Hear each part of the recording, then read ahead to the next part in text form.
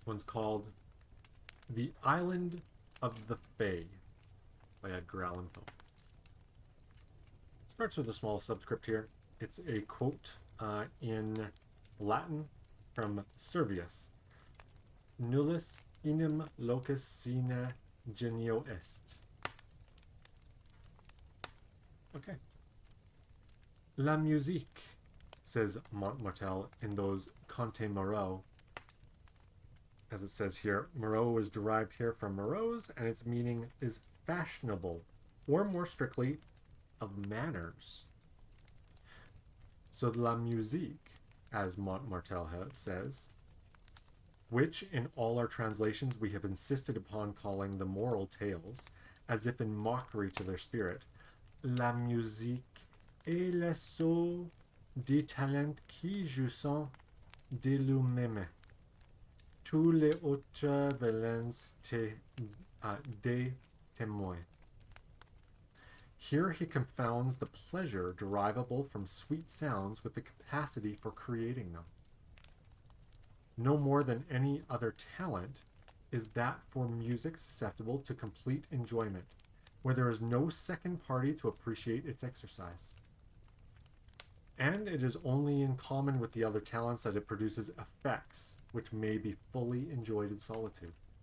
The idea which the raconteur has either failed to entertain clearly, or has sacrificed in its expression to his national love of point, is doubtless the very tenable one, that the higher order of music is the most thoroughly estimated when we are exclusively alone. The proposition in this form will be admitted at once by those who love the lyre for its own sake and for its spiritual uses. But there is one pleasure still within the reach of fallen mortality, or perhaps only one, which owes even more than does music to the accessory sentiment of seclusion. I mean the happiness experienced in the contemplation of natural scenery. In truth, the man who would behold aright the glory of God upon earth must in solitude behold that glory. To me, at least, the presence, not of human life only, but of life in any other form than that of the green things which grow upon the soil and are voiceless, is a stain upon the landscape, is at war with the genius of that scene. I love indeed to regard the dark valleys and the gray rocks and the waters that silently smile, and the forests that sigh in uneasy slumbers, and the proud, watchful mountains that look upon all. I love to regard these as themselves, but the colossal members of one vast animate and sentient whole, a whole whose form, that of the sphere, is the most perfect and most inclusive of all, whose path is among associate planets, whose meek handmaiden is the moon, whose mediant sovereign is the sun, whose life is eternity, whose thought is that of God, whose enjoyment is knowledge, whose destinies are lost in immensity, whose cognizance of ourselves is akin with our own cognizance of the animalculae which infest the brain, a being which we, in consequence, regard as purely inanimate and material, much in the same manner as those animalculae must regard us. Wow, that's quite the passage there. So, even animals, any other people, any other beings other than the landscape itself, are a stain upon it, according to this fellow. And the most beautiful of all is the forms of the heavenly bodies in the sky, the planets, the moon, and he ascribes it all to being eternal, and the sun in its perfection.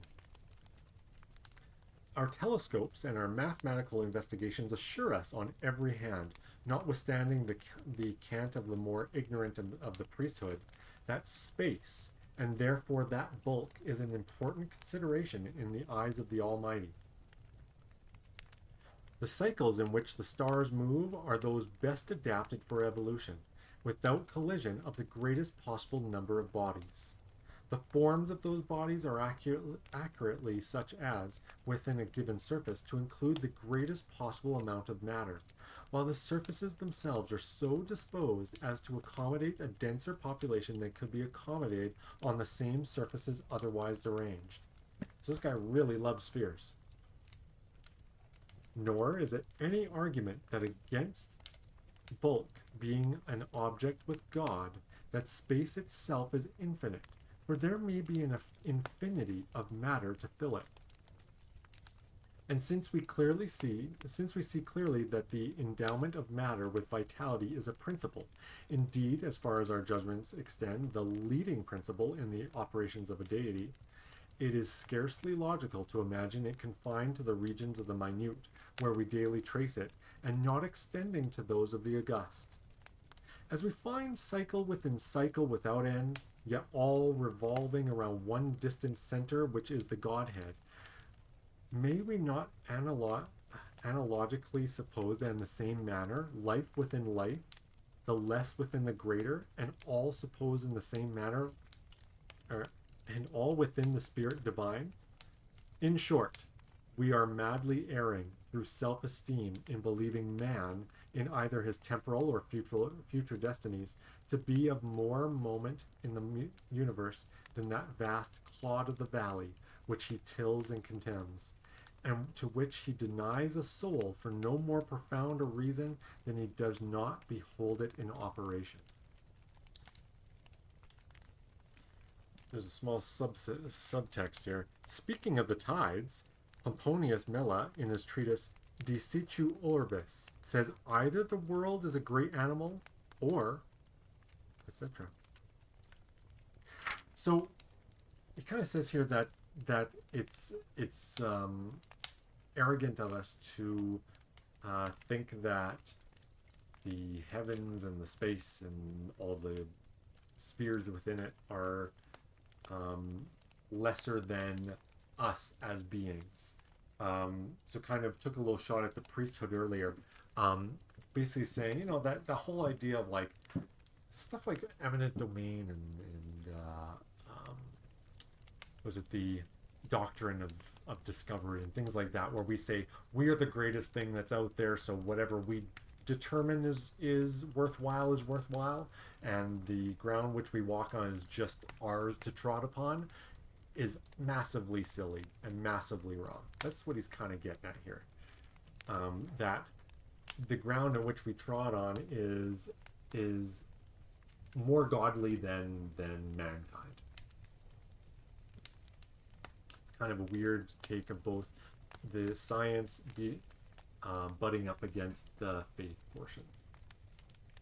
These fancies, and such as these, have always been given to my meditations among the mountains and the forests, by the rivers and the ocean, a tinge of what the everyday world could not fail to term fantastic. My wanderings amid such scenes have been many, and far-searching, and often solitary, and the interest with which I have strayed through many a dim, deep valley, or gazed into the reflected heaven on many a bright lake, has been an interest greatly deepened by the thought that I have strayed and gazed alone. What flippant Frenchman, and here's a subtext here, Balzac, in substance, I do not remember the words. So the Frenchman Balzac, oh, I've lost my place. What flippant Frenchman was it who said in allusion to the well-known work of Zimmermann that la solitude est une belle chose, mais il faut quelqu'un pour vous dire et la solitude est une belle chose. The epigram cannot be gainsaid, but the necessity is a thing that does not exist.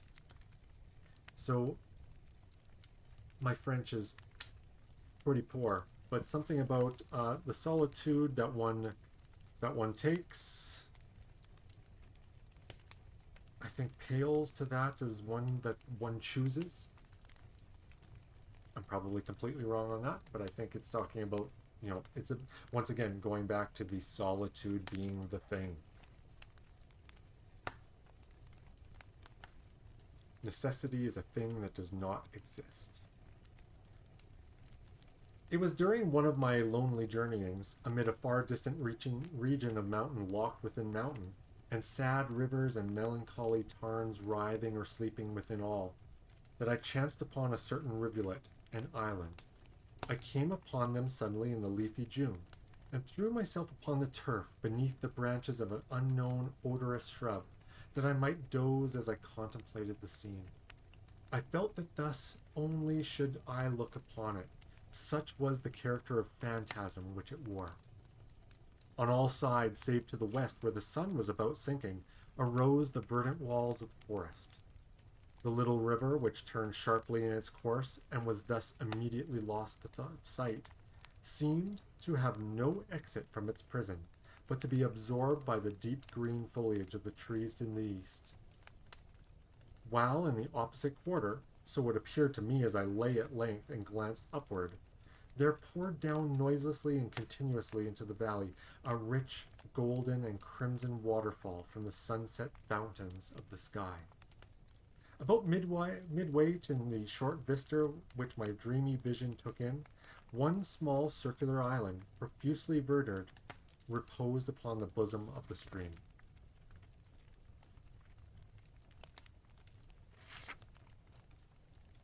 So blended bank and shadow there, that each seemed pendulous in air. It's a small poetic passage he's written. So blended bank and shadow there, that each seemed pendulous in air. So mirror-like was the glassy water, that it was scarcely possible to say at what point upon the slope of the emerald turf its crystal dominion began. My position enabled me to include in a single view both the eastern and western extremities of the islet, and I observed a singularly marked difference in their aspects. The latter was all one radiant harem of garden beauties. It glowed and blushed beneath the eye of the slant sunlight, and fairly laughed with flowers. The grass was short, springy, sweet-scented, and asphodel interspersed. The trees were lithe, mirthful, erect, bright, slender, and graceful, of eastern figure and foliage, with bark smooth, glossy, and partly colored. There seemed a deep sense of life and joy about all, and although no airs blew from out the heavens, yet everything had motion through the gentle sweepings to and fro of innumerable butterflies that might have been mistaken for tulips with wings. The other or eastern end of the isle was whelmed in the blackest shade. A somber yet beautiful and peaceful gloom here pervaded all things. The trees were dark in color and mournful in form and attitude, wreathing themselves into sad, solemn, and spectral shapes that conveyed ideas of mortal sorrow and untimely death. The grass wore that deep tint of the cypress, and the heads of its blades hung droopingly, and hither and thither among it were many small unsightly hillocks, low and narrow, and not very long, that it had the aspect of graves, but were not. Although over and about them the rue and the rosemary clambered, the shade of the trees fell heavily upon the water, and seemed to bury itself therein, impregnating the depths of the element with darkness.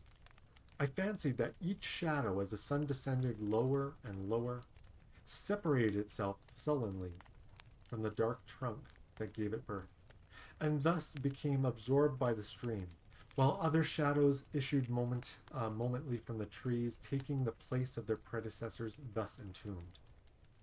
This idea, having once seized upon my fancy, greatly excited it, and I lost myself forthwith in reverie. If ever island were enchanted, I said to myself, this is it. This is the haunt of the few gentle fays who remain from the wreck of the race. Are these green tombs theirs? Or do they yield up to the sweet lives mankind yield up of their own? In dying, do they not rather waste away mournfully, rendering unto God little by little of their existence, as these trees tender up shadow after shadow, exhausting their substance into dissolution?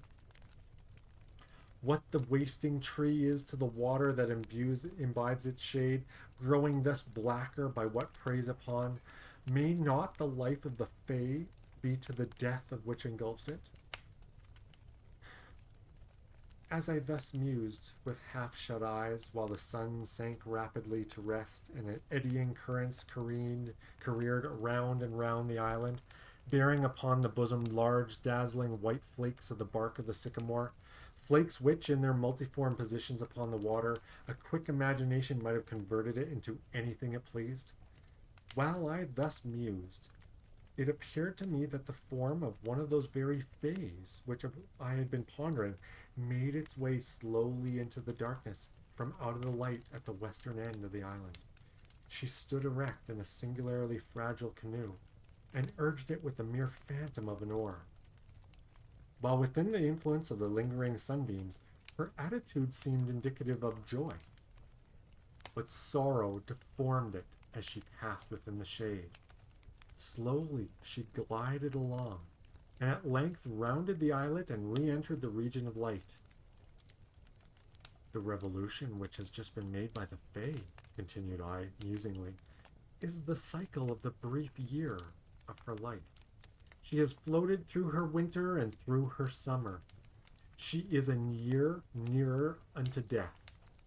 For I did not fail to see that, as she came into the shade, her shadow fell from her, and was swallowed up in the dark water, making its blackness more black. And again the boat appeared, and the Fae. But about the attitude of the latter there was more of care and uncertainty, and less of elastic joy. She floated again from out the light and into the gloom, which deepened momentarily, and again her shadow fell from her into the ebony water, and became absorbed into its blackness. And again she made the circuit of the island, while the sun rushed down to its slumbers, and at each issuing into the light there was more sorrow about her person, while it grew feebler and more fainter and more indistinct. And at each passage into the gloom there fell from her a darker shade, which became whelmed in a shadow more black. But at length, when the sun had utterly departed, the Fae, now the mere ghost of her former self, went disconsolately with her boat into the region of the ebony flood. And that she issued, whence at all I cannot say, for darkness fell over all things, and I beheld her magical figure no more.